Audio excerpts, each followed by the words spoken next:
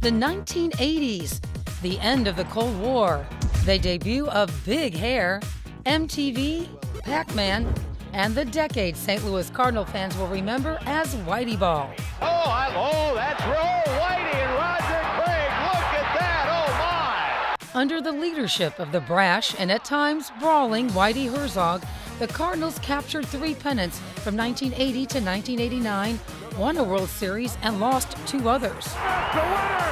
1980, they were drawing just over 1 million fans. They brought in Whitey Herzog, and all of a sudden, over the 1980s, they were the best team in the National League. They had the best winning percentage in the National League for the entire decade. Ozzie is going. The pitch is taken low and away. Davis's throw, safe. Retired sports writer Dan O'Neill, who worked for the St. Louis Post-Dispatch for 32 years, says the 80s were pivotal for the Redbirds after coming off a lackluster record in the 1970s, which he describes as the lost decade. Coming out of the 70s, they were kind of ripe for something fresh, something new, and certainly Whitey Herzog provided that.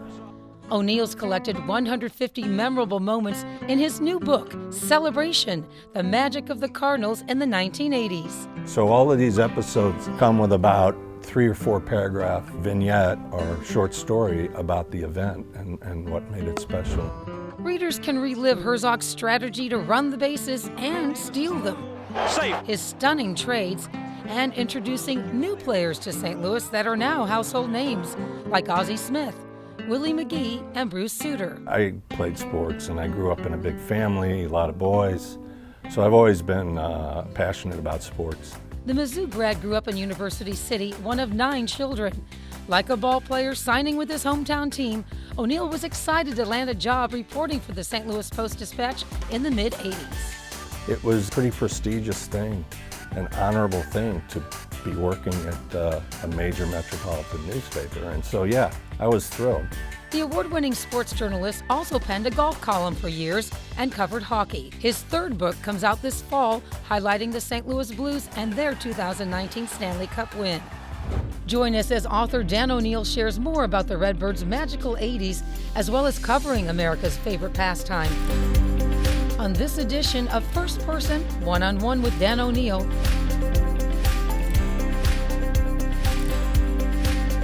Presented by St. Louis County Library and HEC Media. Dan, welcome, and thank you for joining us here. And we are so appreciative of your latest book because it's right here in our own hometown of St. Louis, and is Celebration, The Magic of the Cardinals in the 1980s. And I can't believe that's a decade that's been ignored and not been a book. So Yeah, you me picked it too. up and took it. That's right. Well, we talked about in our introduction to you that you've been a longtime sports writer for the Post-Dispatch, a regular feature columnist with golf and other things too. 2 years since you've taken your retirement. How's that been? It's been good. You know, I've stayed busy. It really isn't a whole lot different. I've worked on the books. I've done a couple of books now.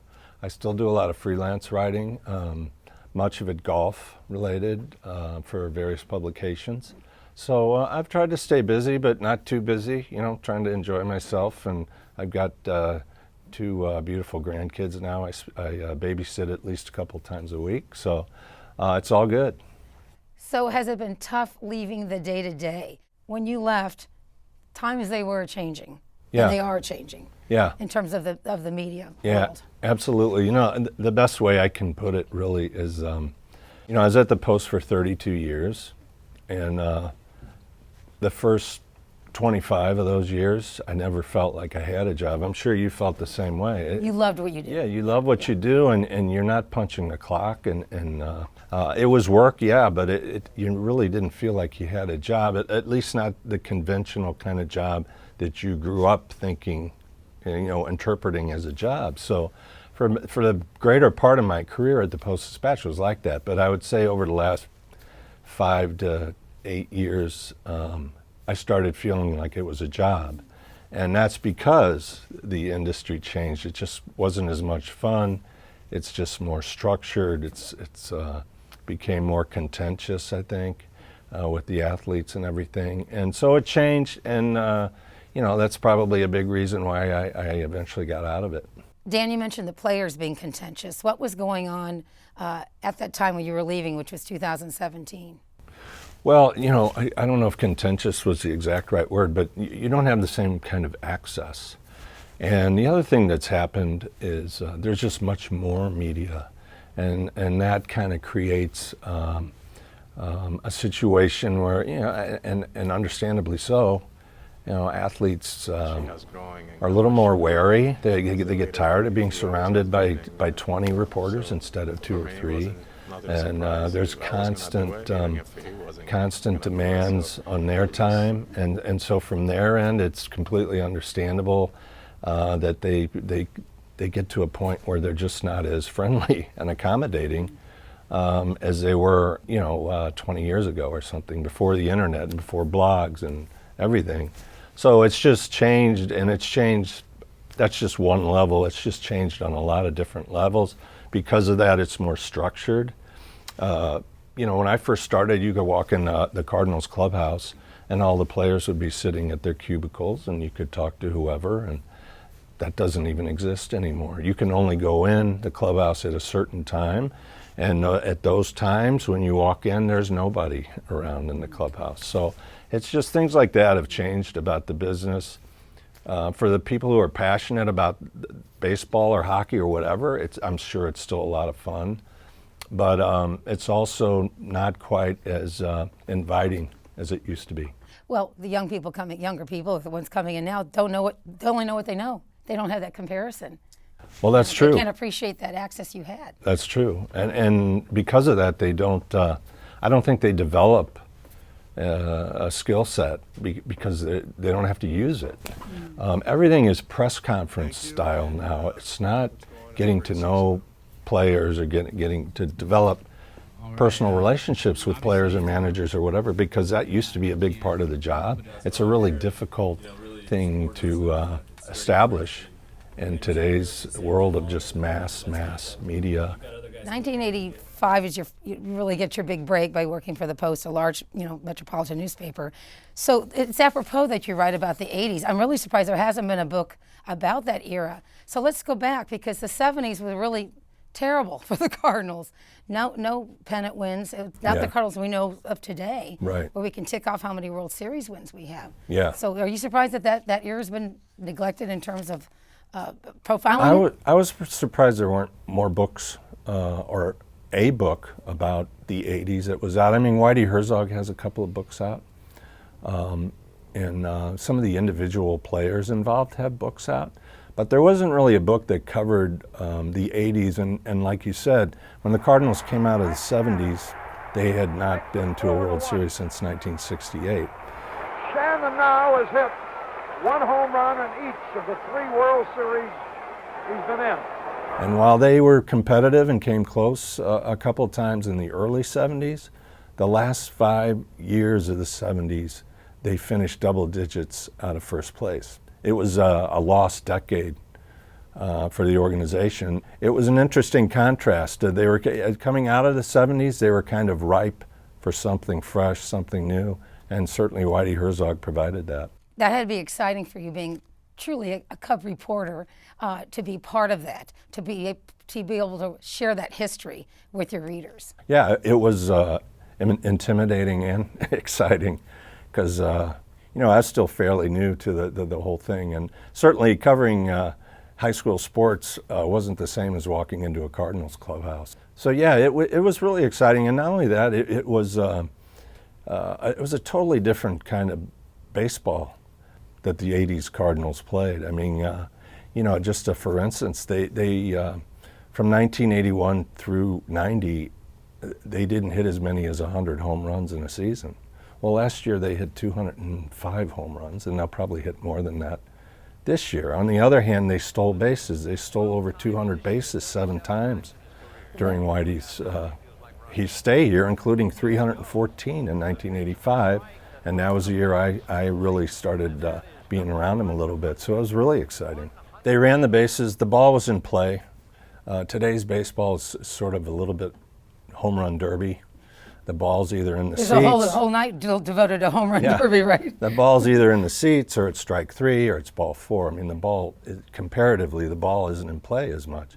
Well, the ball was in play, and the Cardinals ran the bases, extremely aggressively. They had, Vince Coleman. They had Ozzie Smith, who came on board in the early 80s and was a catalyst for them. They had all these switch hitters, Willie McGee, Tommy Herr, Terry Pendleton, Vince Coleman.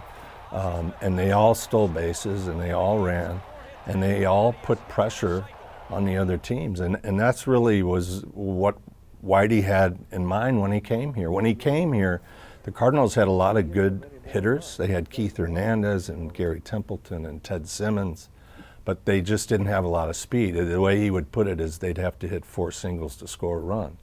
And he wanted to change that. At the time, the National League was predominantly artificial surface stadiums, and the ones that weren't were hard as a rock anyway. And so he built a team that could be successful in that kind of environment. What is it you think that folks reading this book about the Cardinals in the 1980s will garner from this in terms of, it's nostalgic and wow, wasn't that great? But what does it tell about the team now?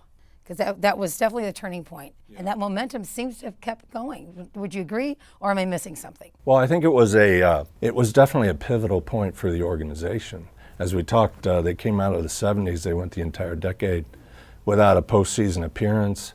Was just kind of a mediocre they had a lot of good lineups. They had some really good players. Keith Hernandez won a Most Valuable Player award in '79, so they had some great individual players, but they just weren't having much success as a team. But they traded him. They traded top him in player. '83, yeah, that's right. Yeah. As the '70s were finishing up, they were drawing just over 1 million fans a year. Well, that all changed in the '80s. They went to the World Series 3 times. They should have gone to the postseason in 1981 when they had the strike. They came close again in '89, and as I said, they had the best record in the National League for those 10 years. So it really kind of changed the whole direction of the organization. In '87, they cracked the 3 million mark in attendance, and that's now just become a standard thing here in St. Louis. So that really was a stepping off point for the organization. And as I said, it was a totally different brand of baseball. And I think a lot of people will remember it fondly as a more exciting brand of baseball. I moved to St. Louis during those late 80s, and these are all names I knew. And then when he traded, Herzog traded shortstop Gary Templeton for Ozzie Smith, I think I came in right at that point. So where did the backflip come from with Ozzie? The backflip actually started in San Diego.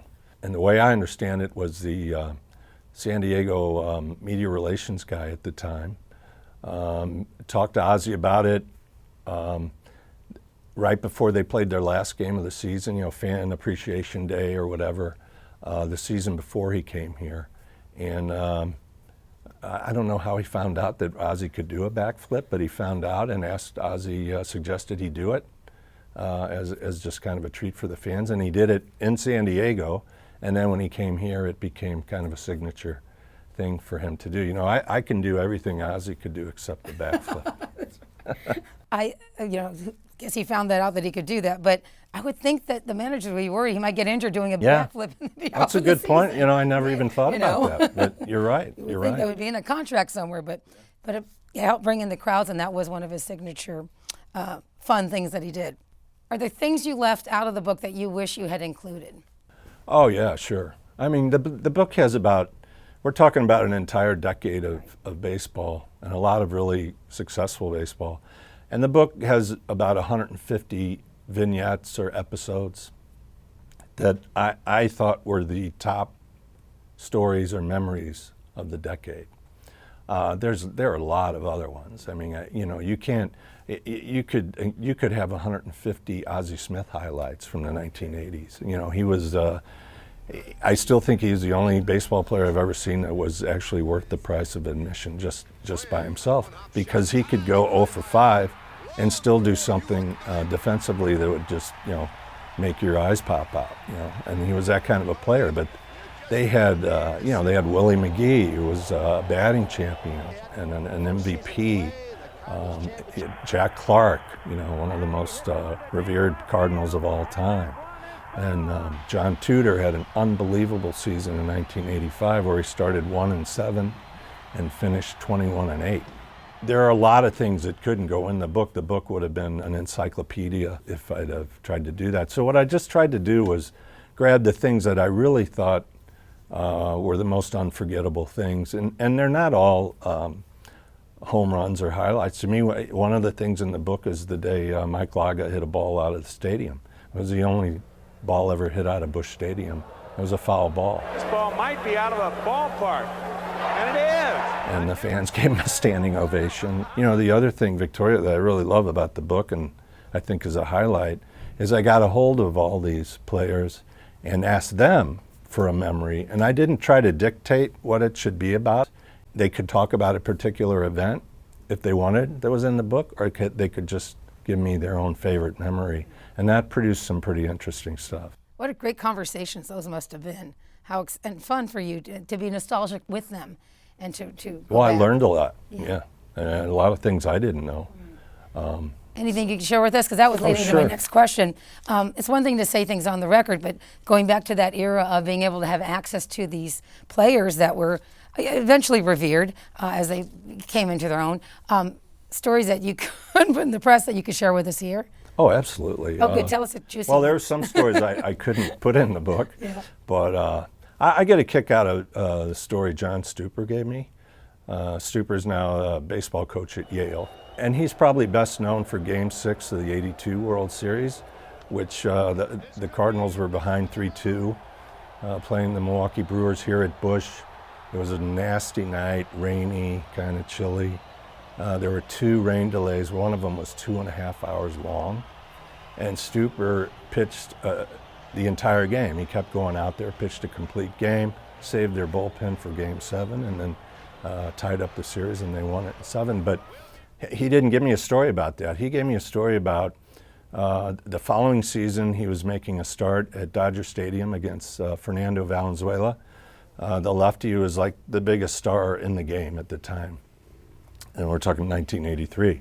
And so Stuper was all geared up for the game, Dodger Stadium, national game, and he went out and he couldn't throw the ball over the plate. He walked the first 4 batters without throwing a strike.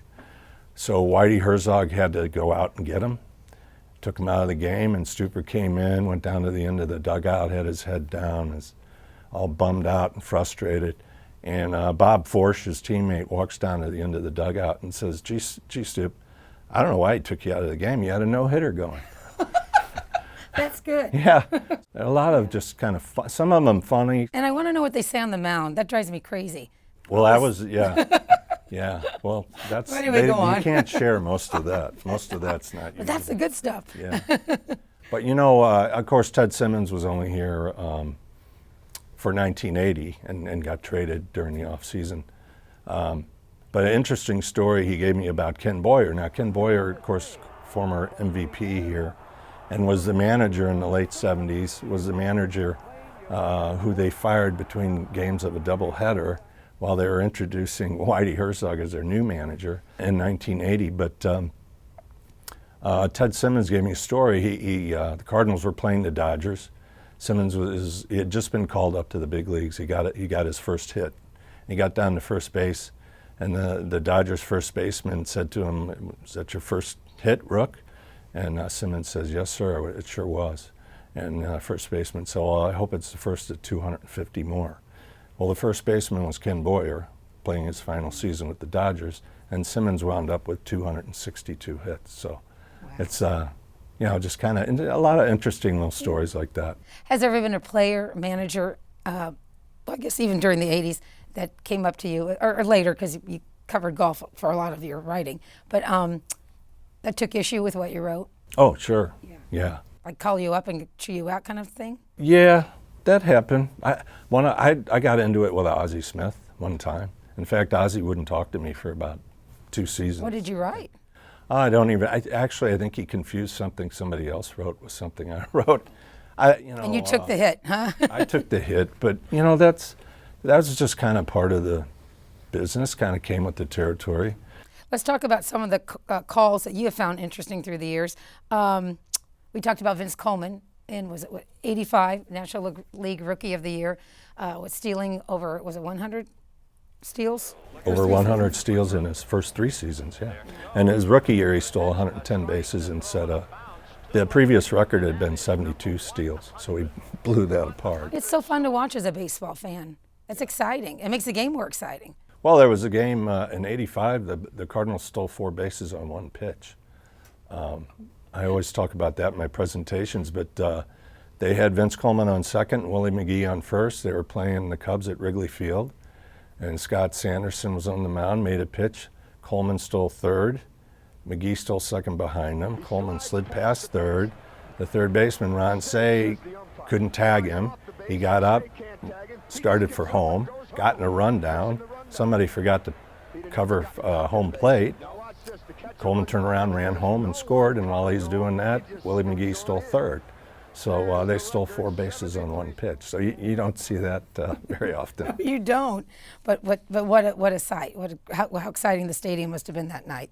Then we have the I-70 series, Kansas City Royals in '85, and you're right. Well, this is what happened. If not for umpire Don Denkinger's call in Game 6, we might have defeated the Royals. Yeah, I think Denkinger's gotten a little bit of a bad shake in that. If you go back and watch what happened in that inning, it started with Denkinger blowing the call on George Orta.